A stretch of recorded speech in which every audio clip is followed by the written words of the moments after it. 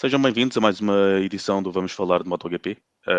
A temporada está na sua reta final e estamos aqui para analisar mais um grande prémio, o último da Ronda Asiática, o Grande Prémio da Malásia, decorreu este fim de semana. Um, a Ducati voltou a dominar, aproveitando um fim de semana de alguma baixa da Aprilia, mas já vamos aos detalhes. Antes de mais, agradecer aos patronos e às patronas do Vamos Falar de Fundo pelo apoio que dão ao podcast. Quem ainda não é patrono e quiser ser, vá a patreon.com/dff1 e escolha uma das categorias de apoio. Quem não puder ser patrono ou quem não quiser e quiser apoiar o podcast à mesma, siga-nos nas redes sociais e interaja com as pessoas desta comunidade. Quem quiser interagir através de diálogo direto pode seguir-nos pode juntar-se aos nossos grupos de WhatsApp, temos vários. Temos um de 2 rodas, temos um de Fórmula 1, obviamente, e também temos vários outros sobre desporto e não só. Dou as boas-vindas ao Miguel Diodato, que regressa ao podcast. Esta semana somos só 2, mais uma vez. E antes de começarmos por falar sobre o MotoGP em si, vamos começar com o assunto do momento que tem a ver com um acidente brutal que aconteceu na volta de formação do Grande Prémio de Moto3, o primeiro do fim de semana, entre o José António Rueda, que já se sagrou campeão este ano, e o Noah Detwiller, piloto suíço. Basicamente, o incidente aconteceu na volta de formação porque o Noah Detwiller aparentemente tinha um problema na sua moto e o José António Ruedas ou estava distraído com alguma coisa da sua moto ou estava a olhar para os lados ou para trás e estava a ir com alguma velocidade, não viu o Detwiller e chocou contra ele com bastante violência. Ambos os pilotos foram retirados dali, penso que de helicóptero, não vi o incidente em direto, portanto não sei os detalhes, mas penso que foi isso. E o Rueda tem uma fratura numa mão e ficou com uma concussão. Em pior estado ficou o Noah Detwiller, que neste momento, ao que sabemos, está em estado crítico, mas estável, e portanto ainda não está totalmente fora de perigo de vida. E essa é a pior parte do fim de semana.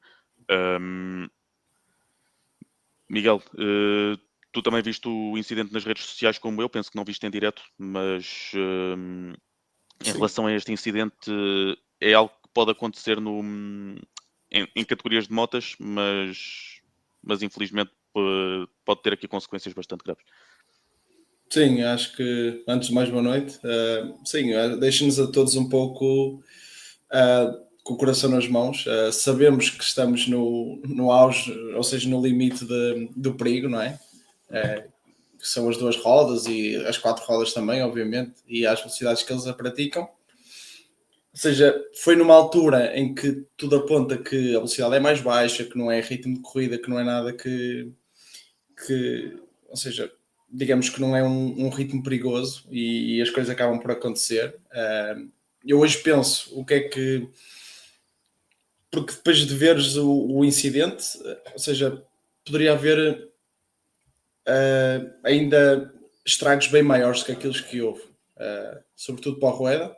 Eu acho Uhum. que para o Noah já são demasiado altos, Sim. mas o Rueda, no meio de todo este azar, foi, digamos assim, aquele que saiu mais ileso de tudo isto. É um bocado ainda. Estamos sempre à espera de notícias, o que é que poderá acontecer, o que é que. E obviamente que esperamos que corra tudo pelo melhor, mas foi de facto. Foi difícil ver tudo. Eu acho que é mais difícil agora, porque sabemos, ou seja, sabemos as consequências daquele acidente, sabemos como é que as coisas estão neste momento e obviamente que esperar que haja uma recuperação. Não sei, obviamente que não posso dizer que seja uma pronta e rápida, porque sabemos que não é uma simples queda, que não é um.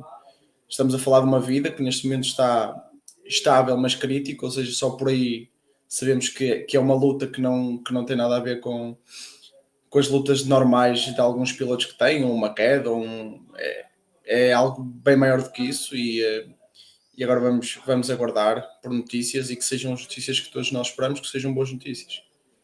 Sim. Neste momento também é normal que as notícias não saiam a grande ritmo, porque a própria equipa do Noah Detwiller pediu para toda a gente respeitar a privacidade do piloto e da família, que também está certamente a sofrer com isto. Hum, mas é uma questão é uma questão que já levantou algumas questões, passo a repetição, de segurança, nomeadamente se devia voltar a haver warm-ups de Moto3 e de Moto2. Eu acho que sim, mas não sei até que ponto um warm-up impediria um problema na moto, na volta de instalação, que foi basicamente o que provocou isto tudo. Hum, por outro lado, também não sei até que ponto as voltas de formação de MotoGP deviam ser como as de Fórmula 1, em que cada um parte pela ordem em que arranca e não há ultrapassagens. Não sei se é uma medida que poderá ser equacionada depois disto, mas também não. Mas as motas também não funcionam como os carros, também não sei se isto seria viável. Tens alguma ideia sobre isto? Não, voltando um bocadinho ao início, ou seja, em relação ao warm-up, eu sou completamente a favor de haver warm-up para todos, desde o Moto Sim. 3 até o MotoGP. Uhum. Porque, obviamente, que eu entendo que tenha que haver o show, não é? Os pilotos andarem à volta da pista a saudar todo o público, eu entendo toda essa questão, mas também é importante não pensarmos só no MotoGP, pensarmos em todas as categorias. Acho que ao longo de várias temporadas, essas categorias têm sido esquecidas, vivem muitas vezes sobre condições não tão favoráveis, não é? Ou seja, sabemos que existem dificuldades nas categorias de Moto 3, de Moto 2, e acho que retirar-lhes a possibilidade de terem um tempo no domingo de dia de corrida para rodarem, para afinarem algumas coisas, para ultimarem alguns detalhes, acho que é sempre importante e sou a favor delas acontecerem. Ou seja, acho que não. Agora, se acho que isto evitaria, não. Ou seja, Uhum. não é um arm-up que evitaria o que aconteceu. Acho que as coisas também temos que ser, não é? Problemas nas motas podem acontecer a qualquer altura, né? Exatamente, ou seja, não. Até poderia ser a saída box. Vamos, não Sim. é? Ou seja, é uma coisa que acontece. Ahm, em relação falaste Aos arranques de moto. Aos arranques para a volta de formação no aos MotoGP. arranques da volta de formação, é um bocadinho também como tu acabaste por referir, que são máquinas diferentes, não é? Ou Sim. seja, é muito difícil uma moto permanecer atrás da outra durante toda uma volta, não é? Tudo que. Portanto, acho que não sou a favor de mudar o sistema que está, mas tenho curiosidade em perceber o que é que será a partir de agora, depois de tudo isto. Se bem que é sempre um bocado relativo, porque à partida é um acidente que em parte não deveria ter acontecido, não é? Porque acho que, não sei, porque depois haverá acidente sobre acidente, se agora vai haver outro acidente, depois terá que ser implementadas mais limitações, não sei até que ponto isso será viável, acho que para já como está bom, infelizmente as coisas aconteceram e agora não, acho que não há nada a fazer, só restar que as coisas, que corra tudo pelo melhor, não é? Sim. Basicamente isto. Basicamente reuniram-se todas as condições, as piores condições para que este incidente acontecesse, porque os pilotos de MotoGP e de Moto2 e Moto3 também são basicamente obrigados quando estão a circular lentamente na pista, a olhar para a frente, para trás, para o lado, para todo o lado, para ver se não chocam com ninguém. O Rueda, acredito que também estava a fazer isso, mas basicamente decidiu acelerar quando não estava a olhar para a frente e não se apercebeu que tinha um piloto lento a rodar em pista e pronto, e aconteceu o que aconteceu e agora ficamos todos, como tu disseste, a esperar que corra melhor com o Det Villa e também com o Rueda, que também sofreu as suas lesões, não está numa situação tão crítica, mas também desejamos, obviamente, uma boa recuperação. Mas é isso, é desejar o melhor ao Det Villa e reforçar o pedido da equipa que se respeita a privacidade de toda a gente e assim que houver notícias para dar, essas notícias serão dadas. Saltamos então do Moto 3 para deste incidente do Moto 3 para o fim de semana em geral do MotoGP. O, como eu disse na introdução, a Aprilia vinha a dominar nestes últimos grandes prémios, mas tivemos aqui uma espécie de inversão de papéis. e a Aprilia foi a quarta ou quinta pior equipa do fim de semana da Malásia. Mas começamos por quem ganhou. Começamos com a Ducati e começamos pelo Alex Marques, que foi neste fim de semana, curiosamente no sábado, que ele assegurou matematicamente o segundo lugar do campeonato de pilotos. Um, Ele teve um início de ano fortíssimo e estava a ser consistentemente o segundo melhor atrás do irmão e até lhe conseguiu ganhar uma outra corrida. Depois teve ali uma espécie de quebra de forma, um, em que, em que os pontos baixos que atingiu não foram assim tão baixos também. Ele estava ali a fazer mais ou menos resultados que se esperava que uma Ducati conseguisse, mas não tão brilhantes.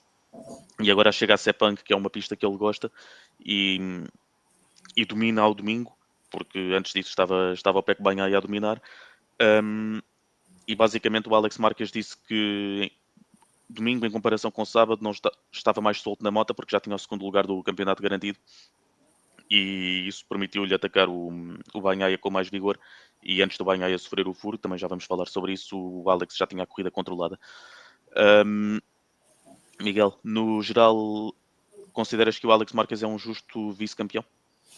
Sim, é um justo vice-campeão, sobretudo pela primeira fase da temporada. Ali até a pausa de verão, eu acho que foi Alex Mark, Alex Mark, Alex Mark, Mark Alex. Foi, ou seja, foi sempre por ali. Foram as duas grandes figuras deste campeonato.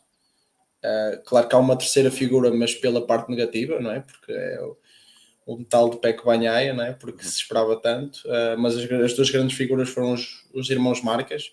A primeira dupla de irmãos a fazer 1 e 2 no MotoGP no final de uma temporada.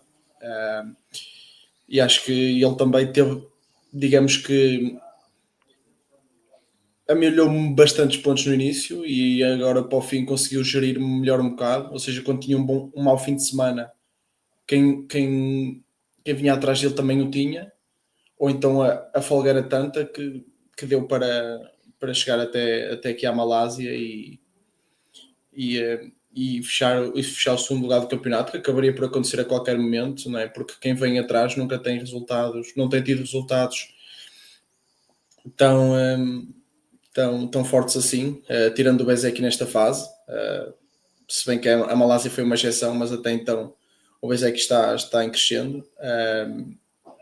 Inclusive agora que chegou ao terceiro lugar, mas acho que nunca se pôs em causa sequer o segundo lugar do Alex e é justíssimo. E veremos para o ano qual será, se ele dá um passo em frente e tenta mais uma vez, ou vamos ver. Sim. Consistência é a mesma palavra-chave para o segundo lugar do Alex Marques este ano, porque o Marco Marques foi não só, não só dominante, mas consistentemente dominante ao longo da época, enquanto lá esteve, agora está lesionado. Um, mas o Alex Marques conseguiu durante mais tempo a consistência que eu esperava que outros conseguissem, nomeadamente o Pec Banhaia, que está a ter uma temporada estranhíssima, daqui a pouco também já lá vamos tentar abordar isso. Não digo tentar explicar, porque acho que nem tu consegues. Um, mas o Alex teve a consistência que o Banhaia não conseguiu, que as VR46 também não conseguiram, porque tanto o Morbidelli como o DJ António podiam estar mais acima da tabela se fossem mais consistentes, que o Bezeki só conseguiu quando a Aprilia começou a ter uma moto capaz de lutar por pódios ou de ganhar corridas. E portanto o Alex Marques teve um início de época fortíssimo, em que sempre que podia ser segundo, era pelo menos segundo.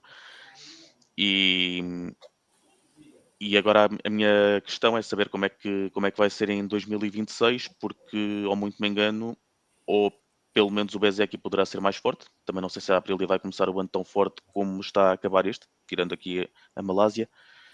E falta saber os outros pilotos da Ducati, que devem ser os mesmos em relação que vão ser os mesmos em relação a esta época. E tenho algumas expectativas para ver que banho é que vamos ter. Se a Ducati continua claramente a ser a força dominante, um, e se há outras motas que conseguem apanhar o comboio que a Ducati tem da frente. Um, Podemos então agora falar sobre o Pecco Bagnaia, porque dominou no Japão, terrível na Indonésia, terrível na Austrália e agora estava a dominar outra vez aqui em Sepang. Ahm, porque sexta-feira não lhe corre bem. O treino livre, o segundo treino livre de sexta-feira teve chuva e ele foi um dos prejudicados por isso. Teve que passar pelo Q1. Mas depois chegou à Q2 e só numa tentativa fez a pole position e portanto logo aí tinha margem para dominar. O sprint foi tranquilo, embora ele tenha dito que fez o sprint com o ride height device sem funcionar bem. Também não. Hum, Às vezes é preciso uma moto que não está a funcionar para dominar, pelos vistos, no caso do Bagnaia. Mas domingo estava a ter mais dificuldades em comparação com o Alex Marquez e com o Acosta, que eram os adversários. Tinha o pódio mais ou menos assegurado até sofrer o furo. Também é uma coisa que eu não me lembro de ver muitas vezes a acontecer na MotoGP, pelo menos nos tempos recentes. E isso estragou-lhe o fim de semana. Mas voltamos à conversa de porque é que os pontos altos do Bagnaia são tão altos e porque é que os pontos baixos são tão baixos. É uma pergunta que... Não, no domingo nós olhamos para o Pecco e vemos ou seja, a expressão desta temporada. É que tem um sábado impressionante e tem um domingo horrível. Ou seja, semana após semana tem acontecido algo ao Pecco que nós não sabemos o que é. Ora tem pontos muito altos, ora tem pontos muito baixos. E é como tu disseste há bocado, acho que já nenhum de nós consegue explicar, porque é assim, quando havia o Mark, era porque havia o Mark, agora que não há o Mark, porque é. A máquina já foi supostamente, não é? E ele já estava ok com a máquina, depois toda esta temporada para o Pecco será relembrada por muitos anos e vamos ver que influência terá no futuro. Eu acredito que ele será mais forte desta temporada, que foi uma temporada um bocado estranha para ele. E obviamente eu no domingo estava um pouco pelo Pecco, porque acho que ele também merece assim alimentar o seu ego e alimentar a competitividade que há dentro de qualquer piloto e sobretudo um piloto de MotoGP, não é? Não merece que esteja só desastre atrás de desastre. Sim, porque acho que eu já estou a chegar ao Pecco como já cheguei ao Mir, que é aquele que já fico solidário, não é? Aquela coisa de já foi uma temporada tão difícil que eu acho que até já fico solidário e portanto vamos esperar. Ainda tem aqui duas corridas, obviamente que já não conta para nada, mas para o Pecco qualquer coisa ainda pode contar, pelo menos para tentar recuperar o terceiro lugar, que obviamente que para o Pecco não é suficiente, mas será honroso, porque um terceiro lugar é sempre um terceiro lugar. E acho que não é, até para ele mesmo e para a equipa no geral também é sempre bom ter os dois pilotos no top 3, porque era esse o objetivo. E para a Ducati como construtor em si, terminar com 2, 3 de pilotos no campeonato. Mas sim, curiosamente, falavas do Joan Mir, curiosamente foi ele que beneficiou do azar do Bagnaia, foi ele que subiu ao pódio. O Bagnaia que teve duplo azar porque, tendo em conta o mau fim de semana da Aprilia, se ele tivesse conseguido fechar no resultado em que ia fechar, reocupava a terceira posição do campeonato de pilotos e levava essa vantagem pontual para as últimas rondas, que é o regresso às rondas europeias. Todos estes pontos altos muito altos e baixos muito baixos do Bagnaia aconteceram na ronda asiática e também agora haverá essa curiosidade de perceber como é que o Bagnaia e a Ducati se comportam em pistas da Península Ibérica. E lembrando que só falta mesmo Portimão e Valência para fechar o campeonato. Em relação aos restantes pilotos da Ducati, eu destacaria o Morbidelli, que tinha tido resultados péssimos na última ronda na Austrália e aqui voltou a ter resultados respeitáveis. Um terceiro lugar em qualificação e 2 quartos lugares nas corridas. E o Di Gianantonio continua a ser algo prejudicado pela quase incapacidade de se qualificar bem. Ele foi só oitavo e a partir daí tem algumas motas mais aguerridas com quem lutar.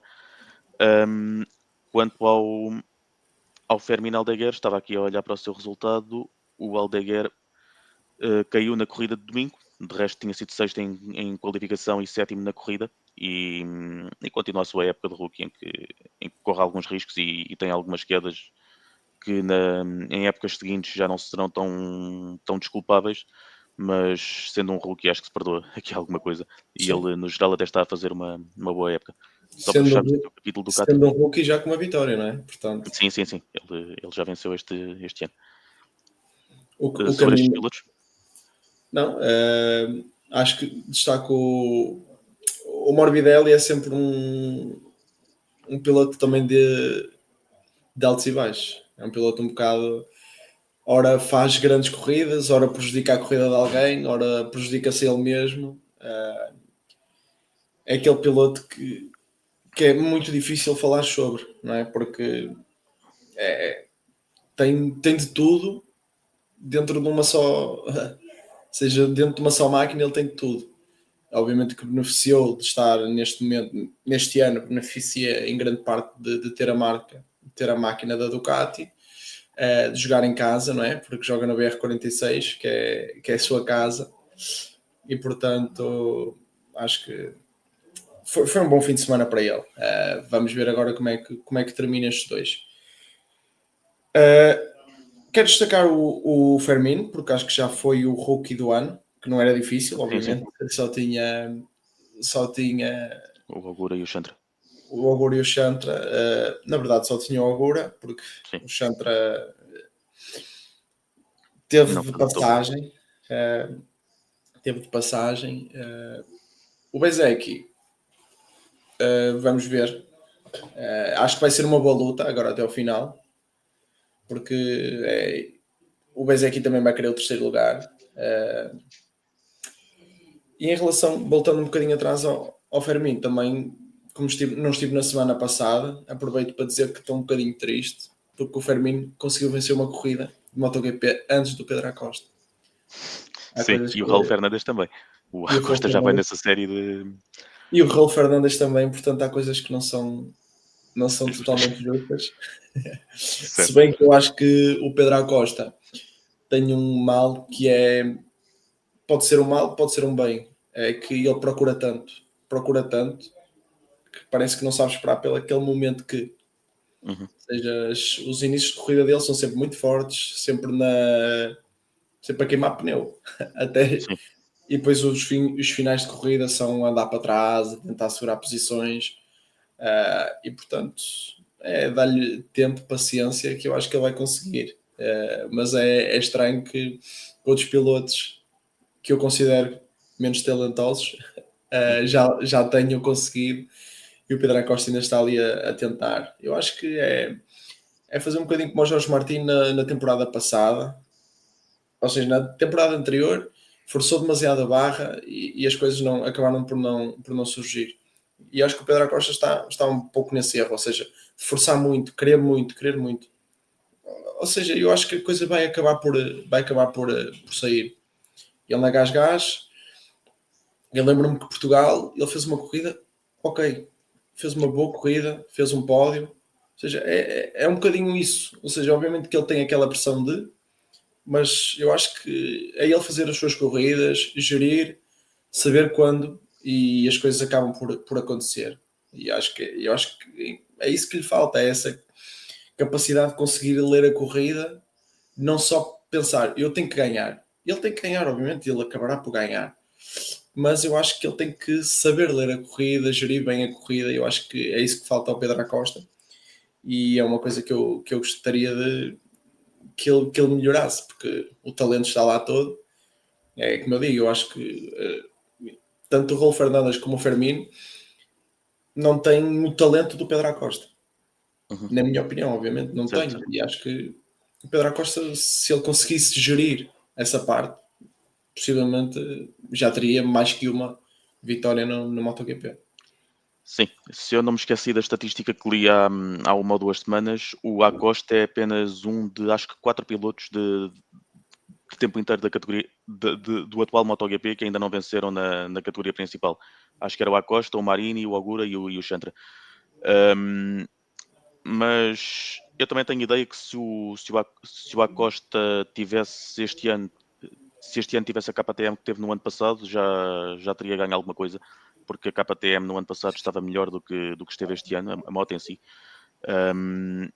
Eles começaram o ano com os problemas financeiros que se sabe. Agora está o Gunter Steiner ali a tomar conta daquilo. Seja como for, eu acho que aqui em Sepang o Acosta fez uma corrida de gestão de pneus melhor do que em outras, do que, por exemplo, na Austrália, na Indonésia, etc. E, e não lhe custou tanto manter o segundo lugar como lhe tinha custado nas provas anteriores. Um, de resto, ele continua a ser claramente a melhor KTM. Falava-se de uma espécie de line-up de luxo que a KTM tinha no início deste ano, com o Acosta, o Binder, o Bastianini e o Vinhales, que tem sido rendido nestas últimas corridas pelo Paulo Espargaró, porque o Vinhales está lesionado. Mas o Acosta, fim de semana após fim de semana, vai marcando uma diferença bruta. E depois os outros até conseguem recuperar bem a corrida, falando do Bastianini e do Binder, mas qualificam-se muito atrás. E portanto, eu apesar de tudo, o Acosta continua a ser é um dos destaques positivos para mim de toda a temporada. Mas o que dizes é verdade. Ele, mesmo com uma moto que em si é difícil de gerir os pneus, ele é um aspecto que ele tem de melhorar. Mas se a KTM lhe der uma moto mais competitiva, eu acho que a vitória vai chegar mais cedo ou mais tarde. Resta saber se a KTM consegue melhorar. Não Sim. sei se vai. Quais é que são as tuas perspectivas da KTM para 2026? As minhas perspectivas, eu acho que vai haver uma regressão. É capaz. É capaz de haver uma regressão, ou seja, eu acho que dificilmente alguma equipa melhorará algo para a próxima temporada. Porque é o último ano de regulamentos também, não é? Até porque depois haverá a mudança de regulamentos e acho que está toda a gente muito focada nesse ano, 2027. Que este ano 2026 que virá vai ser, como já falei anteriormente e vou continuar a referir isso, será, digamos, o limpar a casa, ou seja, limpar estruturas, equipas, não é? Ou seja, aquela questão de pilotos que lhes dão mais um ano, mais 2 anos, ou seja, esses contratos todos vão terminar. Ou seja, para 2027 eu acho que haverá toda ou seja, uma dança de cadeiras, vai acontecer muita mudança e eu acredito que a KTM não fará grandes alterações para 2026, porque 2027 acho que é o que todas as equipas vão preparar. Portanto, acho que 2026 será mais do mesmo. Sim, é bem possível. Só para fechar aqui o capítulo KTM, quase que posso juntar o Binder e o Bastianini no mesmo saco, porque tanto um como o outro têm feito qualificações péssimas, não posso usar outra palavra, mas depois até conseguem recuperar bem na corrida. O Bastianini, em particular, ganhou um montão de lugares no combinado das duas corridas, e é uma coisa que ele também faz muito bem, porque tem um ritmo de segunda metade de corrida dos melhores. O Paulo Espargaró, que estava a substituir o Vinhales, caiu na corrida de domingo. Ele até tem feito bons trabalhos como wildcard ou como piloto suplente. Neste caso, não conseguiu chegar ao fim no Grande Prémio, mas quem tem Paulo Espargaró e Dani Pedrosa como pilotos suplentes também não está mal servido.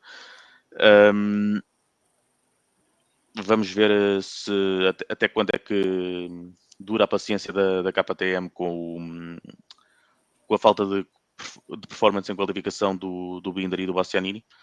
O Bastianini diz que em termos que lhe custa muito encontrar um setup adequado para a moto ao longo do fim de semana e só depois, quando chega à corrida, é que consegue resolver, mas já parte demasiado atrás. O Binder está a ter um ano que me está a desiludir, confesso. Mas o, mas o Binder e o Bastianini são bons pilotos. Não sei se para o ano ou se neste final de temporada ainda vão conseguir algum resultado assinalável que não seja necessariamente uma recuperação. Sim, eu acho que a KTM tem uma super lineup em todos os ou seja, Todos os tanto aspectos. equipa de fábrica como o Tech 3, Sim, como pilotos de testes. Quem tem um Dani Pedrosa e o Paul. O Paul tem feito resultados muito bons.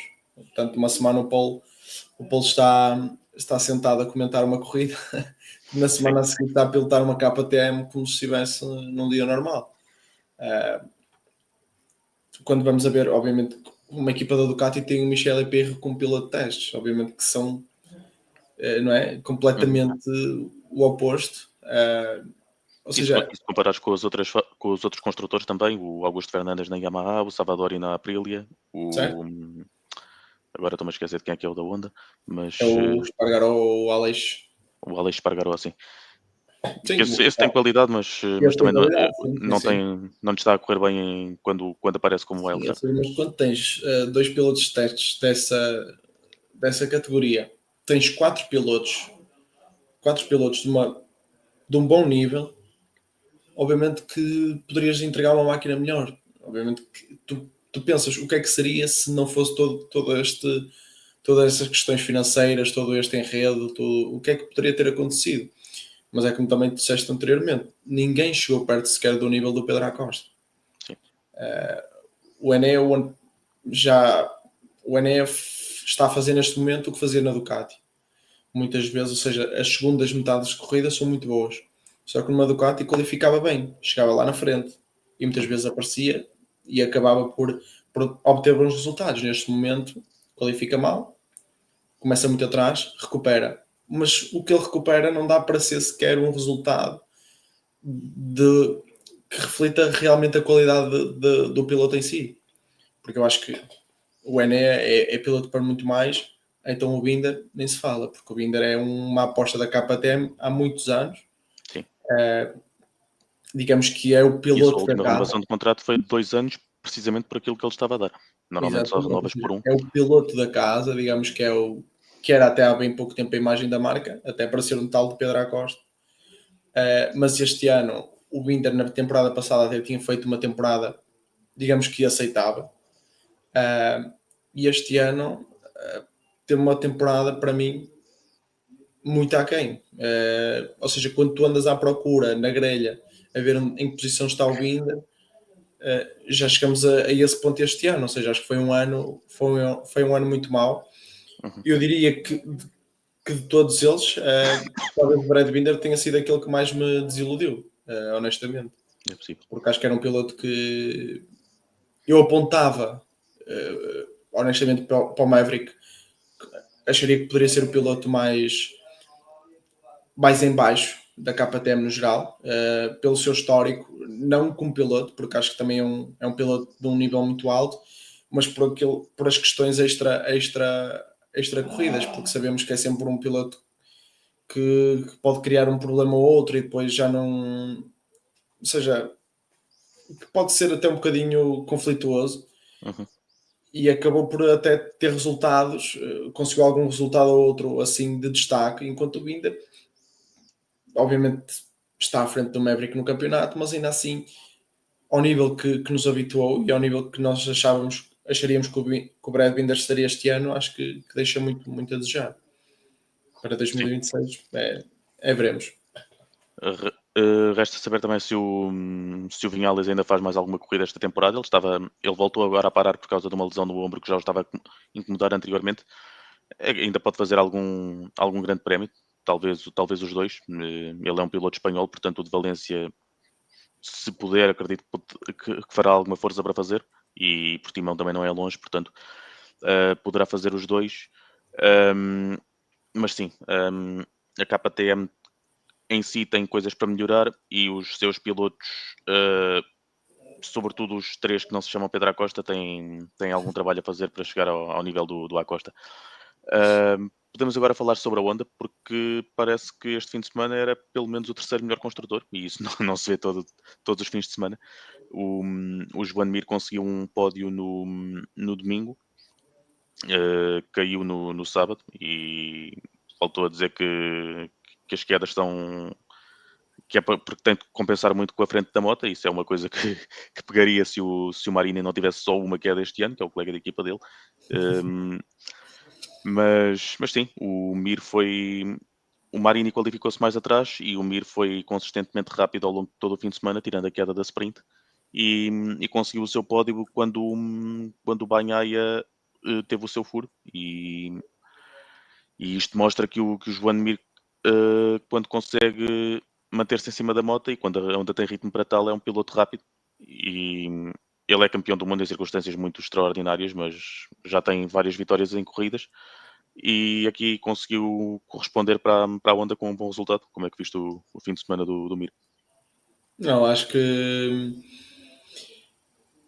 vi um fim de semana em que eu próprio, não é, como eu já falei também anteriormente, já criei aquela ligação de, de alguma. Quem caiu foi o Mir, não é? Normalmente Sim, é assim quando nós estamos a bandeira ver. amarela, quem é que caiu? Sim, quem caiu foi o Mir. Mas acho que este ano teve resultados muito bons. Ou seja, nós vamos voltar atrás e vamos falar Honda. Ou seja, vamos voltar atrás no início da temporada e eu lembro-me que na Ducati o Tardosi dizia que a Yamaha ia ser a segunda moto, não é? Ou seja, a moto que iria rivalizar com a Ducati neste início de temporada e nesta temporada. E a verdade é que a Honda, aos poucos, foi tendo resultados de grande valor. E foi já não sendo o bobo da corte, não é? Ou Sim, seja, conseguiu uma vitória em Le Mans, conseguiu um pódio no Japão, conseguiu agora este pódio na Malásia, os dois através do Joan Mir. o Zarco já ganhou uma corrida com a LCR. Exatamente, o Zarco, como eu já tinha dito, ou seja, o Zarco venceu uma corrida, foi tirando o Chantra, obviamente não estou eu Sim, sequer aí para o Chantra, tirando esse, todos eles conseguiram ser competitivos, conseguiram uma outra corrida fazer resultados de relevo e alguns resultados próximos daquilo que é a real valia de uma marca, e já falo da marca no geral como a Honda, não é? Porque obviamente a Honda espera-se que esteja em lugares de pódio, esteja perto do pódio, não é? E portanto as Hondas este fim de semana, no geral, acho que foram bastante fortes. Obviamente que destacando o Mir, e vamos ver como é que será. É como eu disse, também acho que 2026 não haverá muita, muita evolução, mas esperamos que a Honda consiga manter este ritmo e esperamos que o Mir também consiga manter o ritmo e obviamente que diminua o seu número de quedas, porque acho que isso nós às vezes também pensamos o que é que seria se não fossem estas quedas todas, porque acho que uhum, sobretudo este ano tem tido resultados que até nos calam a muitos de nós e afinal as coisas até têm resultado e a Honda até tem feito um trabalho engraçado. Acho que se dissessem no início do ano que a Honda ia ter dois pódios, a equipa oficial dois pódios e a LCR sim, ia ter uma vitória pelo Zarco na França, eu dizia que certo. alguém estava maluco e a Uhum. verdade é que a Honda conseguiu resultados de relevo e acho que é a marca nipónica que realmente está em destaque esta temporada, pela positiva. Não é Sim, difícil, elas só são duas, mas ainda assim a acho que comparação com a Yamaha é muito grande. E é muito grande também a diferença da Honda para a Honda de há 2 anos, em sim, que olhávamos para a tabela e víamos todas as motas japonesas nos últimos lugares, numa altura em que ainda estava lá o Marco Marques. Não sei se achas que isso também teve a ver, o facto de ter saído o Marco Marques e a forma como evoluem a moto não passa só pelo piloto estrela e passa por mais pilotos, incluindo um piloto super experiente como é o Johan Zarco. Achas que também é por aí a evolução sim, da sim. Honda? Sim, porque também. a Honda neste processo também teve que se desprender um bocadinho da figura Marc Marques, porque Sim. ao fim e ao cabo é a maior figura da história da Honda, não é? Acho que, Uhum. quer dizer, dos tempos modernos, acho que é uma figura muito, muito grande para a Honda e obviamente que eu acho que a Honda perdeu muito em fixar-se nisso, ou seja, em preparar uma moto para, em dar a moto para e não para a marca no geral. Ou seja, acho que e ou seja, focava-se muito no Mark e se calhar esquecia um bocadinho aquilo que era a evolução da moto e depois de perder o Mark é aquela coisa de agora perdemos o Mark os resultados não eram os melhores e acho que Zarco para mim foi a contratação da Honda porque obviamente tem tido resultados ou seja, a moto hoje parece uma moto completamente diferente. Tem tido resultados bons. Os pilotos têm sido competitivos. Claro que existem, muitas vezes vai haver grandes prémios e aconteceu este ano, grandes prémios em que os pilotos da Honda estavam cá para baixo, mas em algumas corridas este ano foram competitivos. Acho que deram um passo em frente naquilo que tinha sido os 2 últimos anos, que foram anos de calvário. Acho que quem já viu aqui corridas ao vivo já imagina, passa todo o grupo e vem uma onda lá no fim. Uhum. E acho que este ano acabou um bocado isso. Eu recordo-me que estava no Algarve na temporada passada e no fim de todos vinha o Luca Marini. Certo, Ou certo. seja, acho que. E este ano terminou um bocado isso. Obviamente que temos lá o Chantra, mas acho que é um bocadinho uma carta que não conta um bocadinho para esta equação que foi a temporada da Honda. Sim, sim. Tanto que a Honda no geral decidiu que os asiáticos mais vale agora esquecermos isso Uhum. e, Até porque não tem muitos para lá do sim, Chantra. e realmente apostarmos na evolução e em resultados competitivos. E acho que isso poderão encontrar com o Diogo Moreira, que é alguém que eu também tenho alguma curiosidade de ver. Sim, e que pode ser campeão de Moto 2 este ano, pelo que sei, porque não vi o Grande Prémio, ganhou vantagem sobre o Manu Gonzalez este fim de semana e está mais perto do título. É o único título que ainda está em discussão de títulos de pilotos. O de MotoGP e de Moto3 já estão. O de Moto2 está entre o Diogo Moreira e o Manu Gonzalez. E essas decisões são em Portimão e em Valência. Sobre a inconsistência do Joan Mir, mesmo com este pódio, é preciso relembrar que ele é apenas 15º no campeonato. Portanto, também aquilo que estávamos a falar, ele é rápido, mas inconsistente. E o Marini, por exemplo, tem 128 pontos contra os 93 do Mir. De resto, sim, é a tal evolução da Honda que falávamos. E em relação aos outros pilotos, só para completar, o, o Marini é um dos pilotos que tem de passar pela Q1, também é prejudicado pela chuva de sexta-feira.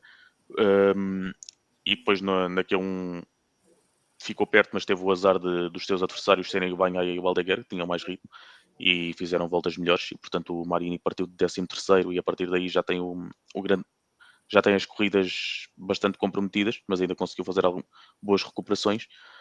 O Zarco vinha a atravessar uma fase menos conseguida depois de alguns grandes prémios em que brilhou, nomeadamente com a vitória. Este grande prémio não foi brilhante, mas também não foi terrível. Portanto, o Zarco está aqui a terminar a época de uma forma mais ou menos lá no meio. Foi nono em qualificação, oitavo no sprint e depois a corrida que foi pior, foi 12º. E o Chantra, apesar de lutar sempre lá atrás, e por isso é que não vai passar deste ano, até foi competitivo.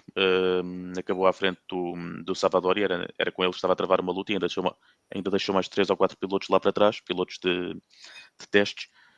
E o Miguel Oliveira, que caiu e ficou muito mais atrasado em relação aos restantes. E portanto o Chantra ainda conseguiu um ponto, mas como dizias, ele não vai continuar no MotoGP porque a adaptação lhe custou demasiado e vão apostar para ver o que é que vale o Diogo Moreira. Vamos seguir para a Aprilia, porque vinham em grande forma e agora, por algum motivo, chegados aqui à Malásia, parece que desapareceram um bocado. Nos anos anteriores dizíamos que era por causa do calor e que a Aprilia teria dificuldades em todas as pistas que tivessem calor. Este ano não parece que seja assim, porque eles já ganharam em pistas quentes. Indonésia foi isso mesmo. E, aliás, Indonésia ganhou o Fermin, acho que estou aqui a dizer mal, mas mesmo assim tiveram boas prestações em pistas com calor. E aqui pareceu-me que simplesmente não encontraram um setup numa pista em que não tinham conseguido bons resultados na última época, tinham de encontrar um setup e nunca conseguiram. E o melhor classificado foi o Ayogura, que foi só 10º na corrida principal. Com que ideia é que ficaste da Aprilia neste fim de semana e que perspectivas é que tens para Portugal e Valência? A perspectiva que eu tenho em relação à Aprilia é o piloto da Aprilia, que é o Marco Bezzecchi, não é? Obviamente, como eu já disse neste episódio, ou seja, perceber como é que estará a luta, porque obviamente ainda há um terceiro lugar para ser disputado. É a única coisa que será disputada na categoria principal neste momento é o terceiro lugar.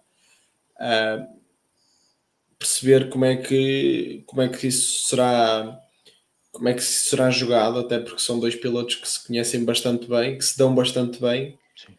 E portanto veremos. Não, mas esta última corrida foi um bocado surpreendente para mim, a fraca prestação da Aprilia.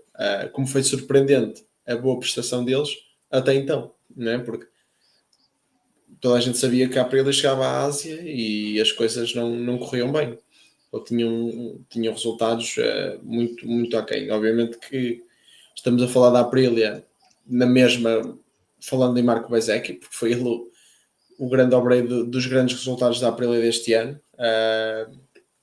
Obviamente que o Ayogura também conseguiu alguns bons resultados. Agora o Raul Fernandes conseguiu o resultado da sua carreira, mas ainda assim acho que foi um bocadinho surpreendente ver, não é? Porque, ou seja, a queda foi bastante grande do, do Grande Prémio anterior para este, e eu agora acho que será, ou seja, da Aprilia será isto, ou seja, já sabemos que não vamos ter Jorge Martin Sim, já está para confirmado que ele Portimão, não corre Portimão, sim. possivelmente não teremos Jorge Martin para Valência também, ainda não sei. Para já só Portimão é que foi anunciado que não irá estar, mas eu acho que muitos destes pilotos já aproveitam e acabam por descansar e preparar já a próxima temporada.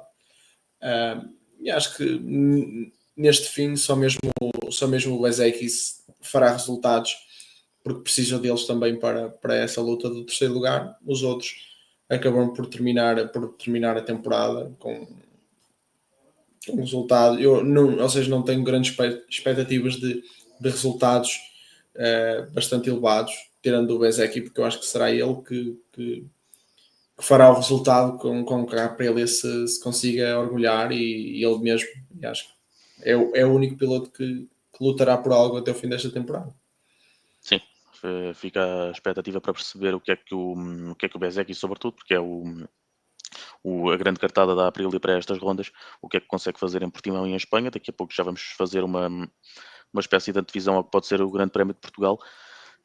Falta-nos falar sobre um construtor, que é a Yamaha, que voltou a ser mais do mesmo, neste caso com Fábio Quartararo na frente e os outros pilotos mais atrás. A diferença é que o Quartararo desta vez aguentou-se bem nas corridas e não foi andando para trás com pneus distribuídos e com pouco ritmo.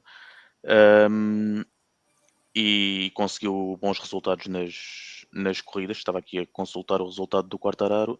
Ele é quarto em qualificação e quinto nas corridas, o que para uma Yamaha que não costuma ter ritmo é muito bom. Mas depois há os outros pilotos, porque este fim de semana tiveram o Augusto Fernandes a testar um motor V4, que parece que também não está a correr muito bem, já lá vamos. E o Rins e o Miller conseguiram chegar à Q2, mas não tinham nada nas corridas. E o Miguel Oliveira não conseguiu chegar à Q2 e caiu nas duas corridas. E pronto, e fica essa nota, provavelmente, do pior grande prémio do Miguel Oliveira esta temporada, antes de Portimão, que ele vai desejar que seja muito melhor do que isto. mas a ideia que dá da Yamaha é sempre a mesma. Não, se não for o Fábio Quartararo a sacar uma brilhante qualificação, quase que eles passavam despercebidos esta época. Sim, acho que o Fábio Quartararo está como estávamos a falar há pouco do Pedro Acosta para a KTM. Uhum. É um piloto só, não é? Ou seja, ele tem feito as boas qualificações, os bons resultados. Obviamente que tem sido, a maior parte das corridas tem sido andar para trás. Este fim de semana manteve-se ali na quinta posição nas duas corridas, foi bastante bom. Mas também é isso, não escondo também um bocadinho a tristeza por aquilo que está a acontecer ao Miguel Oliveira. Ou seja, acho que é incrível ele ter a oportunidade de competir nas Superbikes na próxima temporada. Acho que é incrível, mas acho que ele é um bocadinho, digamos, triste a situação de perceber que parece que não quer mais, percebes? Ou seja, tirando o Algarve, que poderá dar-lhe ali alguma motivação extra de fazer uma gracinha porque joga em casa, digamos assim, ou não fazer um bom resultado, eu acho que desde que o futuro ficou definido, que tem sido corridas, não é? Um bocado tristes, um bocado sem sal, sem qualquer tipo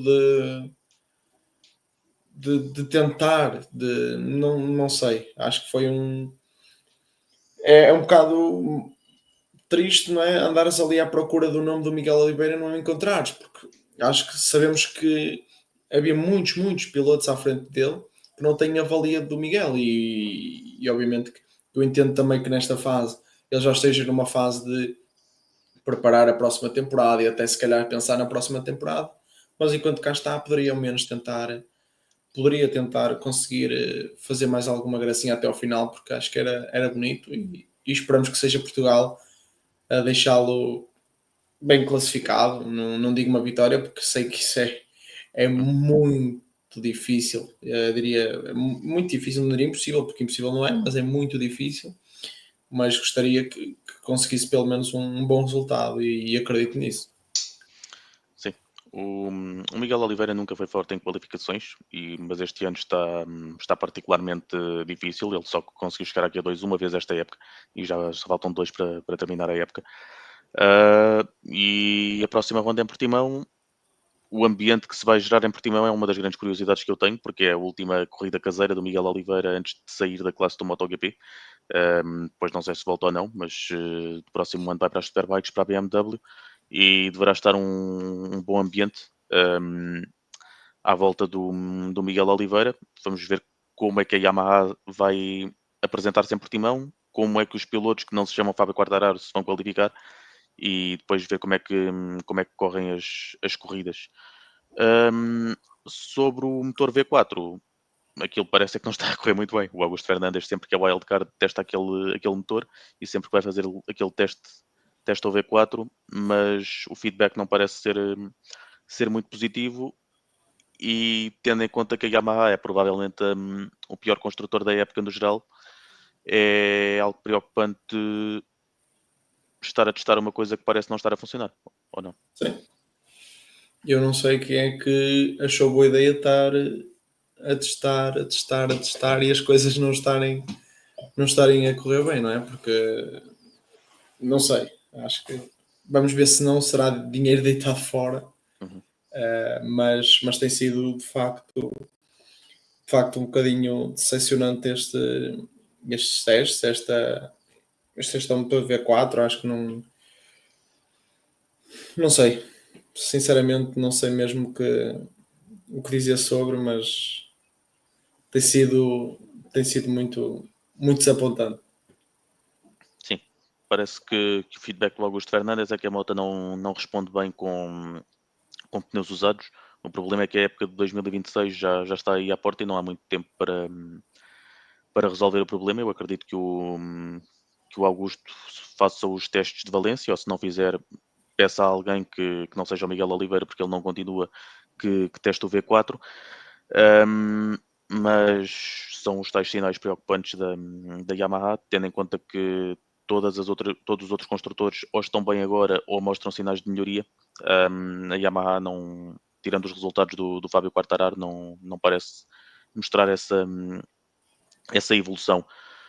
Só uma coisa que me esqueci em relação ao tema do Moto3. Alguns pilotos de MotoGP falaram no final, acho que foi o próprio Pecco Bagnaia que disse que a corrida de Moto3 não devia ter acontecido, e eu concordo, porque quem gera estes espetáculos vai muito com a ideia do show must go on, mas quando acontecem estas coisas eu acho que podia perfeitamente ter sido cancelada a corrida de Moto3, até porque o campeonato já está decidido, e depois continuava-se só com o Moto2 e com o MotoGP. Mas o que eles fizeram foi uma mudança de calendário, fizeram o Moto3 à mesma e depois passaram o Moto2 para depois do MotoGP. Também concordas com esta ideia do Bagnaia, que o Moto3 não devia ter acontecido? Sim, também concordo, mas mas em parte também concordo, é que, ou refiro que muitas vezes essas, é como eu já disse, são muito esquecidas, não é? Porque na Austrália adia-se horários de corridas ou muda-se horários de corridas porque os senhores do MotoGP querem ter um bom tempo para correr. Uhum. Mas, por exemplo, ninguém pergunta ao Moto2 e ao Moto3 se eles querem alterar a hora. Certo. Ou se eles se sentem bem a correr. Ou seja, é um bocadinho... É diferente, mas ao mesmo tempo é um bocado parecido. Ou seja, não é? Nós sabemos que dificilmente alguma equipa de Moto3, Moto2 terá voz para dizer assim, isto não pode, isto não. Ou seja, infelizmente é o que tem acontecido. O dinheiro está na mesa, tem que se aceitar correr, não é? Uhum. Ou seja, como tu dizes, show must go on, ou seja, ok, pago, tá, tem que escorrer. E acho que é um bocadinho... É o que é. Sim, é o que é, e o MotoGP como categoria principal terá sempre mais peso do que o Moto2 e do que o Moto3. Expectativas para Portimão. O que é que parece? Quem é que achas que pode Ora, ser eu o favorito? espero um bom ambiente.